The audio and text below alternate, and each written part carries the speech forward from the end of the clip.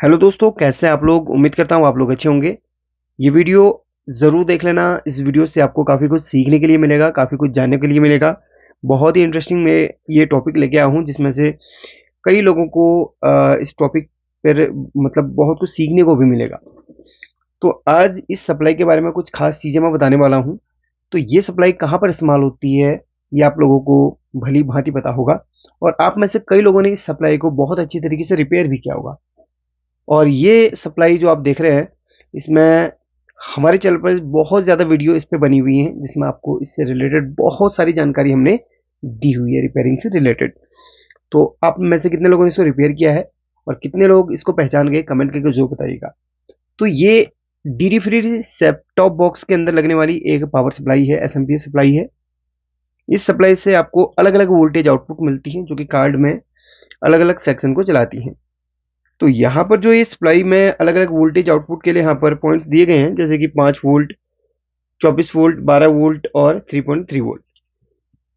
ये जो अलग अलग वोल्टेज यहाँ पर आउटपुट दी गई हैं, काफ़ी बार इसमें ऐसा होता है कि ये जो वोल्टेज गड़बड़ हो जाती हैं। यानी कि ये 3.3 की जगह ये 2.1 2.2 वोल्ट देने लगता है, या फिर 24 की जगह आपको 18-17 वोल्ट देने लगता है, या 12 की जगह आपको 8 या 9 वोल्ट देने लगता है। तो 5 वोल्ट की जगह आपको लगभग 3.5-4 वोल्ट देने लगता है। तो अलग अलग जो वोल्टेज यहाँ पर हैं, ये हमें कम यहाँ पर दिखाई देने लगती हैं। तो ये जो वोल्टेज, इसमें ऐसा प्रॉब्लम वोल्टेज से रिलेटेड आता है, तो वो ज़्यादातर किस में से होता है, अगर सारी वोल्टेज कम है तो इसमें जो मेन कैपेसिटर है, बड़े वाला कैपेसिटर, इसको चेंज कर देने से ये सभी वोल्टेज ठीक हो जाती है। क्योंकि ये पावर सप्लाई की जो मेन में डायोड के साथ में एक कैपेसिटर लगा होता है, वोल्टेज को फ़िल्टर करने का काम करता है। तो अगर ये खराब हो जाता है, वीक पड़ जाता है, तो ये वोल्टेज को सही तरीके से फ़िल्टर नहीं कर पाता, तो आउटपुट में भी ये वोल्टेज को डिस्टर्ब कर देता है। अगर कोई एक सिंपल आउटपुट में सारी वोल्टेज का जो प्रॉब्लम का सॉल्यूशन ये है। अब ऐसा है कि इसमें अगर कोई आउटपुट में कोई 1 वोल्ट डिस्टर्ब हो रही हो, तो उससे रिलेटेड जो डायोड और कैपेसिटर होता है, उसमें अगर हम छेड़छाड़ करें या उसको हम चेंज करें, तो वो प्रॉब्लम का सॉल्यूशन हो जाता है। सपोज आपका अगर 5 वोल्ट डिस्टर्ब हो रही है, तो 5 से ही 3 वोल्ट बनाई जाती है, यानी कि 3.3 वोल्ट बनाई जाती है। 5 वोल्ट के वाले पॉइंट में 2 डायोड लगा दी जाती है सीरीज में, उसको वो वोल्टेज को ड्रॉप करके 3.3 बनाता है। अब वैसे ही जैसे 5 वोल्ट अगर डिस्टर्ब होगी, तो 3.3 भी डिस्टर्ब होगी, तो 5 वोल्ट वाले कैपेसिटर और डायोड को पकड़िए। अभी और मैं आगे कुछ खास चीज़ें बताने वाला हूँ, तो ये चीज़ पहले बेसिक चीज़ें समझा देता हूँ। तो ये देखिए 5 वोल्ट वाला पॉइंट है, इसमें जो डायोड और कैपेसिटर लगा होगा उसको आपने चेंज करना है। तो यहाँ पर देखें, तो ये ट्रैक है, यहाँ पर यहाँ से यहाँ तक एक कॉइल लगी हुई है, और यहीं पर देखिए एक कैपेसिटर ये लगा हुआ है। तो इस कैपेसिटर को अगर हम रिप्लेस करें, तो ये जो वोल्ट डिस्टर्ब हो रही है वोल्टेज, तो वो ठीक हो जाती है। फिर भी अगर नहीं होती है, तो यहाँ पर एक डायोड लगी होती है, इसके जस्ट ट्रैक के यहाँ पर सबसे बड़ी डायोड, तो ये चेंज कर देने से ये वोल्टेज जो डिस्टर्ब होती है वो ठीक हो जाती है। अब काफ़ी बार ऐसे देखा होगा कि सब कुछ आपने चेंज कर लिया, फिर भी वोल्टेज जो सभी वोल्टेज हैं वो आपकी फिक्स नहीं हो पा रही हैं। तब आपने क्या करना है, तब यहाँ पर एक ऐसा सेक्शन है, फीडबैक सेक्शन, इसी पे अपन छेड़छाड़ करेंगे, जिससे सारी वोल्टेज जो है बिल्कुल सेट आएंगी, जितना आप चाहते हैं उतनी वोल्टेज इससे आउटपुट होगी। तो यहाँ पर ज़्यादातर आपने सप्लाई में देखा होगा कि नॉर्मल सभी यहाँ पर डायोड कैपेसिटर होते हैं, लेकिन ये सप्लाई डीटीएच सप्लाई के अंदर एक ऐसा सेक्शन भी होता है, फीडबैक सेक्शन, जिसमें आपको एक ट्रांजिस्टर देखने के लिए मिलेगा। ये देखिए यहाँ पर एक ट्रांजिस्टर देखने के लिए मिलेगा। असल में ट्रांजिस्टर नहीं है, ये एडजस्टेबल जेनर डायोड होती है। नॉर्मली जेनर डायोड जो है वो रेड कलर की होती है, उसमें सिर्फ 2 टर्मिनल्स होते हैं अदर डायोड्स की तरह, बट इसमें आपको 3 टर्मिनल्स मिल जाएंगे, 1 2 3। सिर्फ आपको देखने पर ये ट्रांजिस्टर की शेप में मिलेगी, और इसके ऊपर जो नंबर लिखा गया है, इसी से ये पता चलता है कि ये एक एडजस्टेबल जेनर डायोड है। देखिए इसके ऊपर TL431 लिखा गया है। इसे अगर आप सर्च करोगे, तो ये TL431 की जो डाटा शीट में इसको एडजस्टेबल जेनर बताया गया है। तो इसका काम क्या है, वोल्टेज को फिक्स करना। बट इसमें इसको एडजस्टेबल इसलिए बनाया गया है कि ताकि इसकी फर्स्ट पिन, पहले आपको पिन आउट समझा देता हूँ। फर्स्ट पिन इसकी रेफरेंस पिन होती है या एडजस्ट वाली होती है, दूसरी इसकी एनोड होती है, तीसरी इसकी कैथोड होती है। जैसे सभी डायोड में एनोड कैथोड होता है, ये बीच वाली एनोड और लास्ट वाली कैथोड होती है इसमें भी। बट इसमें इस डायोड में इस जेनर डायोड के अंदर एक और यहाँ पर पिन दे दी गई है फर्स्ट वाली, जिसको एडजस्टेबल के लिए बनाया गया है। यानी कि जितनी भी डायोड जेनर डायोड आप देखते होंगे वो फिक्स वोल्ट की होती है, वो वोल्टेज को फिक्स करके ही आपके आउटपुट में देती है। बट इसको इसमें एक एडजस्ट पिन दे दी गई है, जिससे आप इसको इसकी पिन में छेड़छाड़ करके इसकी वोल्टेज को आप ऊपर नीचे कर सकते हैं। बट याद रखना ये थोड़ा सा रिस्की हो सकता है, बट आपको ध्यानपूर्वक अगर काम करेंगे तो ये प्रॉब्लम से आपको सॉल्यूशन, इस प्रॉब्लम का सॉल्यूशन यहीं से आपको मिल जाएगा। यहाँ पर इस एडजस्टेबल जेनर के फर्स्ट पिन पे आपको एक रेजिस्टेंस देखने के लिए मिलती है। यहाँ पर इसकी 3 पॉइंट्स हैं। जो फर्स्ट ये एडजस्ट या रेफरेंस पिन है, इस पे आपको देखिए रेजिस्टेंस मिलेगी, एक तो यहाँ पर ये मिलती है, एक इसके बगल में मिलती है। तो यहाँ पर इसमें एक आपकी रेजिस्टेंस 3.3 या 5 वोल्ट से कनेक्टेड होगी। इसको नहीं छेड़ना। जो रेजिस्टेंस यहाँ पर ग्राउंड के साथ में कनेक्टेड होगी, देखिए ग्राउंड के साथ या सभी कैपेसिटर के नेगेटिव के साथ में कनेक्टेड होगी, उसकी वैल्यू लगभग 10 किलो ओम्स यहाँ पर है, ये वाली। इसी को हमने छेड़छाड़ करना है। यानी कि अगर इसकी वैल्यू को घटाते हैं तो वोल्टेज बढ़ेगी, इसकी वैल्यू को बढ़ाते हैं तो वोल्टेज घटेगी। समझ गए आप? उल्टा होगा। वैल्यू घटाने पर वोल्टेज बढ़ेगी, वैल्यू बढ़ाने पर वोल्टेज घटेगी। इसको देखिए मैं चिमटी से शॉर्ट करके इसकी समझ लीजिए वैल्यू 0 कर देता हूं तो अच्छा, ये जो है रिस्की काम है, पहले बता दे रहा हूं। जब इसकी वोल्टेज बढ़ेगी तो यहाँ पर क्या होगा कि इन कैपेसिटर पे लोड बढ़ेगा।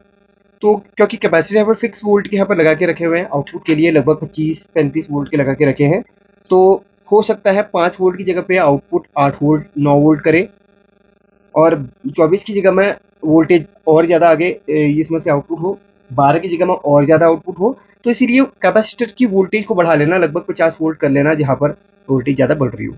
सिर्फ एक झटके में दिखाऊंगा, देर तक करूंगा तो कैपेसिटर फट सकते हैं, इसलिए एक बार वैसे ही दिखाऊंगा। तो यहाँ पर अब मैं समझा देता हूँ पहले आपको। तो यहाँ पर एक प्रीसेट यहाँ पर आपको लगा लेना है। प्रीसेट की जो यहाँ पर वैल्यू है, सबसे पहले आपको प्रीसेट की वैल्यू लगभग 10 किलो ओम सेट करनी है। उसके बाद प्रीसेट की वैल्यू को आपने घटाते रहना है। जैसे आप वैल्यू को घटाएंगे तो वहाँ पर ये वोल्टेज बढ़ेगी। चलिए मैं प्रीसेट को यहाँ पर एक प्रीसेट को फिक्स कर लेता हूँ, फिर आपको दिखाता हूँ। दोस्तों यहाँ पर मेरे पास प्रीसेट तो अवेलेबल है नहीं फिलहाल, तो यहाँ पर मैंने एक पोटेंशियोमीटर को ले लिया है। तो इसकी वैल्यू को हम सिर्फ मतलब फिक्स करेंगे 10 किलो ओम पे। चलिए 10 के पर इसकी वैल्यू को मैं सेट कर लेता हूँ। फर्स्ट और सेकेंड पॉइंट से ही हम कर लेते हैं।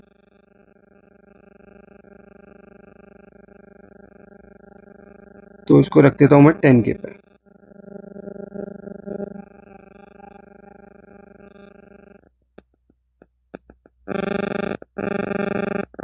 ये 16 के पे पहुंच गया है। लगभग 10 के पे इसको सेट करना है, बहुत धीरे धीरे होएगा। चलिए 9.6 के 10 के ही समझ लेते हैं इसको, ठीक है। तो फर्स्ट और सेकेंड पॉइंट यहाँ पर हमने इस रेजिस्टेंस को निकाल के, इस रेजिस्टेंस के 2 पॉइंट यहाँ पर हमने निकाल के यहीं से 2 वायर करके हमने इसमें सेट कर लेने हैं। यहाँ पर मैंने पूरा सेटअप तैयार कर दिया है। ये पावर का इसका इन है, और यहाँ पर इसको मैं जैसे ही घुमाऊंगा तो वोल्टेज आप देख रहे हैं ना, ये कैसे कैसे चेंज होगी। अच्छा ध्यान रखना कैपेसिटर पे ज़्यादा वोल्टेज नहीं जानी चाहिए, इतना ध्यान रखना है। तो इसको मैं ग्राउंड ग्राउंड से उठा लिया हूँ ताकि मल्टीमीटर की एक प्रूफ को ग्राउंड करूँ और अलग अलग वोल्टेज आपको यहाँ पर दिखाऊं। तो पहले तो भाई मैं इसको इस तरीके से कनेक्ट कर लेता हूँ, और अभी कितना वोल्टेज ये शो कर रहा है वो दिखा देता हूँ पहले। चलिए अब मैंने इसको ऑन नहीं किया फिलहाल, अभी तो ऑन करता हूँ, और देखिए यहाँ पर 5.2 वोल्ट ये दिखा रहा है। जैसे अभी तो 10 के पे ही सेट है इसीलिए, ठीक है। अगले वाले में कितना दिखा रहा है, 21 वोल्ट, और वही 15 वोल्ट 12 की जगह 3.3 की जगह वही दिखाएगा। ये लोड पड़ने पर ही 3.3 आता है। तो अब देखना यहाँ पर 5 वोल्ट कैसे कैसे बढ़ेगा। जैसे मैं हल्का हल्का एडजस्ट करूंगा, देखिए वोल्टेज बढ़ाता हूँ इसकी, ये देखिए 6 पॉइंट पहुंच गया, ये देखिए बहुत ज़्यादा पहुंच गई थी वोल्टेज, तो OL चला गया ये। एक सेकेंड, मुझे डर है कहीं ये कैपेसिटर ब्लास्ट ना हो जाए। तो अभी मैंने थोड़ा सा बिल्कुल ये कम कर दिया, देखो बिल्कुल कम कर दिया। तो 5 की जगह पे 3 दिखा रहा है, और 24 की जगह पे कितना आ रहा है, 24 की जगह पे 24 ही आ रहा है। 12 की जगह पे कितना आ रहा है, 12 की जगह पे 20 वोल्ट दिखा रहा। तो देखो अब मैं थोड़ा थोड़ा थोड़ा बढ़ाते रहता हूँ, जैसे मैं बढ़ाऊंगा तो इसकी रेजिस्टेंस कम होगी। तो देखो 3.1, 3.10 के पार चला जाऊंगा मैं, 10 किलो ओम के जैसे मैं पार चले जाऊंगा। इसके बाद वोल्टेज देखना कितनी चेंज होगी इसकी, ये देखो अब ये वोल्टेज बढ़ते जा रही है, बढ़ते जा रही है। देखिए 5.2, 3, मैं ज़्यादा नहीं बढ़ाऊंगा, मुझे कैपेसिटर कहीं फट गया तो आंख में लग जाएगा, दिक्कत पड़ जाएगी। ये देखो यहाँ पर देखो 24 की जगह तो 24 ही दिखा रहा है, 12 की जगह कितना दिखा रहा है, 18 पहुंच गई 12 की जगह। देखो और बढ़ाता हूँ, 21 पहुंच गई 12 की जगह। 24 की जगह 28 वोल्ट पहुंच गई है, 3.3 की जगह 6, ये देखिए 6, 7, 8, 9 तक पहुंच गई थी वोल्टेज। तो मैंने अब कम कर दिया है। क्यों इसलिए कम किया, क्योंकि कहीं कैपेसिटर ब्लास्ट होकर आंख में लग जाए, क्योंकि ये कैपेसिटर से भी वोल्टेज पार हो जा रही है। देखिए हल्का सा एक ये वाला हल्का सा हीट हो रहा है, क्योंकि 35 पार चली गई थी उसकी वोल्ट।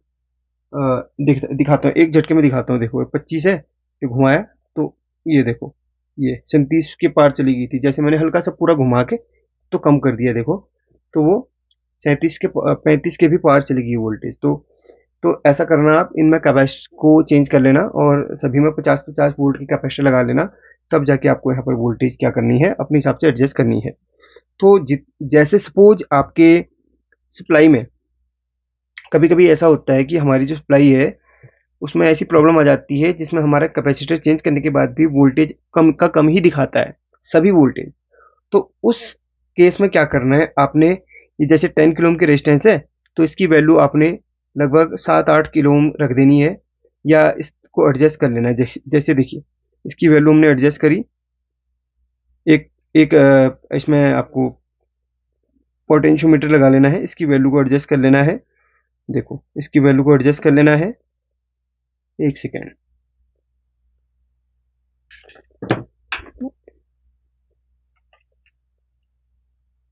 अब देखिए वैल्यू को एडजस्ट कर लेना है और इसकी वोल्टेज को सेट करना है। पहले इसकी वोल्टेज को हमने सेट कर लेना है इस तरीके से।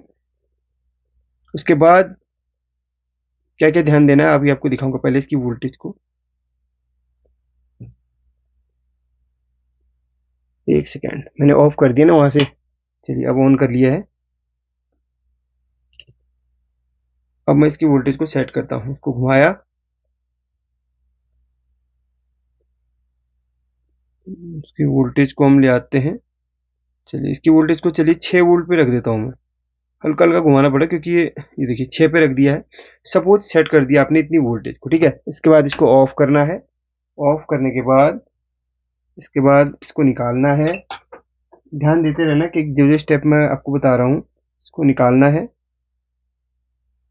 ठीक है। निकालने के बाद वोल्टेज बिल्कुल सेट करनी है पहले, उसके बाद ये दोनों पॉइंट्स इस तरीके से करने हैं और इसको अपने मल्टीमीटर को रेजिस्टेंस मोड पे ले आना है। और उसके बाद इस पे वैल्यू चेक करनी कि आपने जो वोल्टेज सेट करी थी उस पे ये कितनी रेजिस्टेंस की वैल्यू दिखा रहा है। ये दिखा रहा है 7.2 किलो ओम्स पे, मतलब एक चेक करने के दौरान, ठीक है। तो उसी वैल्यू की रेजिस्टेंस उठा के वहां पे डाल दो। 10K को हटा के उधर पे उस वैल्यू की रेजिस्टेंस डाल दो। समझ गए आप? नहीं समझे तो फिर से मैं रिपीट तो नहीं करूंगा, लेकिन हाँ वीडियो को थोड़ा सा पीछे करके आप देख लेना, या बता ही देता हूँ। जैसे यहाँ पर 10K ऑलरेडी कंपनी वाले लगा के रखते हैं सारी वोल्टेज को बिल्कुल फिक्स करने के लिए। अगर आपको सब कुछ स्टेप फॉलो कर लिए फिर भी वोल्टेज इसकी या आईसी बदलने के बाद काफ़ी बार क्या होता है ना, वोल्टेज फिक्स नहीं हो पाती है। कुछ कुछ ऐसी में कि जो फीडबैक वाला सिस्टम होता है उसका, वो इस फीडबैक वाला सिस्टम क्या होता है, आपकी वोल्टेज को डिस्टर्ब कर देता है।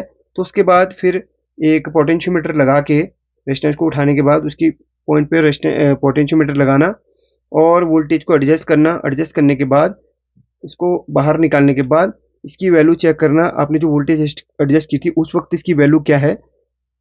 तो उसकी वैल्यू 7.2 किलो ओम्स है, तो उस ही वैल्यू का थोड़ा सा ऊपर नीचे का वैल्यू का रेजिस्टेंस वहाँ पे डाल देना। वोल्टेज आपकी एक्यूरेट आने लगेगी। ये काम कर लो। और एक चीज़ मैं और साथ में आपको बताना चाहूँगा कि यहाँ पर जब ये आप काम कर रहे हो, कैपेसिटर की जो वोल्टेज है, जो कैपेसिटर कम वोल्ट के उनको बढ़ा लेना, वरना कोई कैपेसिटर ओवर वोल्ट जाने से फट सकता है, आपको नुकसान होएगा। तो ये ज़रूर ध्यान रखना, ठीक है। ये थोड़ा सा रिस्की काम ज़रूर है, लेकिन कैपेसिटर की वोल्टेज बढ़ा दोगे तो तब रिस्क नहीं होगा। रिस्क कब है? जब कैपेसिटर की वोल्टेज कम रहेगी। तो ओवर वोल्टेज जाने से फट जाएगा, आंखों को क्षति पहुंच सकती है, परेशानी आपको ही होगी। तो ये चीज़ ध्यान रखना। अब जितनी भी सप्लाई होती है इनके अंदर अगर TL431 लगा हुआ है तो आप उनकी वोल्टेज को मॉडिफाई कभी कर सकते हैं। कोई भी सप्लाई हो, भले वो 12 वोल्ट की हो, 24 वोल्ट की हो, कोई भी सप्लाई हो, उनकी वोल्टेज को मॉडिफाई कर सकते हैं एक TL431 इसकी वजह से, क्योंकि ये इसकी जितनी भी वैल्यू रखेगी उस हिसाब से इसको फीडबैक देगा। और ये ऑप्टोकपलर फीडबैक का काम कर रहा है। तो ये उसी हिसाब से इसके अंदर एक एलईडी होती है, वो उसी हिसाब से ग्लो होके ये दोनों पिनों को बताएगी, फर्स्ट की प्राइमरी की 2 पिनों को बताएगी। और ये 2 पिनें आपके ट्रांसफार्मर की फीडबैक वाइंडिंग से जुड़ी हैं और ये आईसी के साथ में जुड़ी है। तो जैसा आईसी को फीडबैक मिलेगा उस हिसाब से वो वोल्टेज को एडजस्ट करके आउटपुट में देती है। तो ये सर्किट इस तरीके से काम करता है। आई होप कि आपको कुछ नई जानकारी यहाँ पर सीखने के लिए मिली होगी। लेकिन हाँ, ध्यान रखना, ये काम करने से पहले सेफ्टी प्रिकॉशंस का अपने अपने पूरा ध्यान ध्यान रखना है। गलती करोगे तो नुकसान आपको ही होगा। जानकारी आपको इसी तरीके से कुछ नई नई चीज़ें आपको सीखने को जानने को मिलती रहेंगी।